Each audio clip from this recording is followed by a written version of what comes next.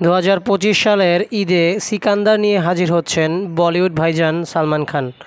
এই সিনেমায় প্রথমবারের মতো তার বিপরীতে কাজ করবেন দক্ষিণী ইন্ডাস্ট্রির জনপ্রিয় নায়িকা রশ্মিকা মান্দানা।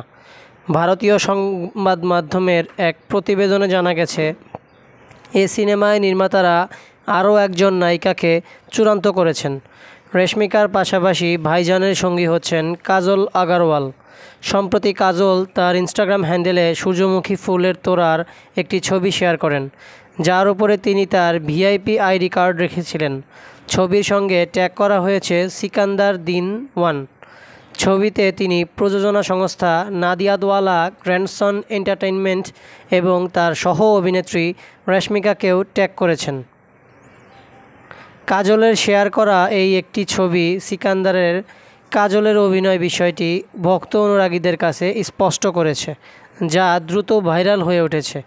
কাজল এবং সালমান এর আগে কখনও স্ক্রিন শেয়ার করেননি। ভক্তরা একটি জিনিস নিয়ে সত্যিই উচ্ছ্বসিত, তা হলো এই জুটির মধ্যে নতুন রসায়ন দেখার। উল্লেখ্য, সিকান্দার সিনেমা দিয়ে দীর্ঘ সময় পর পর্দায় প্রত্যাবর্তন করতে যাচ্ছেন সালমান।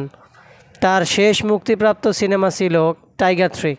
কাজল এর জন্য সিকান্দার আগামী বছর যে 3টি বড় সিনেমা রিলিজ পেতে চলেছে, তার মধ্যে একটি। কমল হাসান অভিনীত ইন্ডিয়ান 3 এবং বিষ্ণু মাঞ্চুর পৌরাণিক কানাপ্পা, যার মধ্যে কাজল একটি গুরুত্বপূর্ণ ক্যামিও চরিত্রে অভিনয় করেছেন। এদিকে আনুষ্ঠানিকভাবে সিকান্দার মুক্তির তারিখ এখনও ঘোষণা করা হয়নি।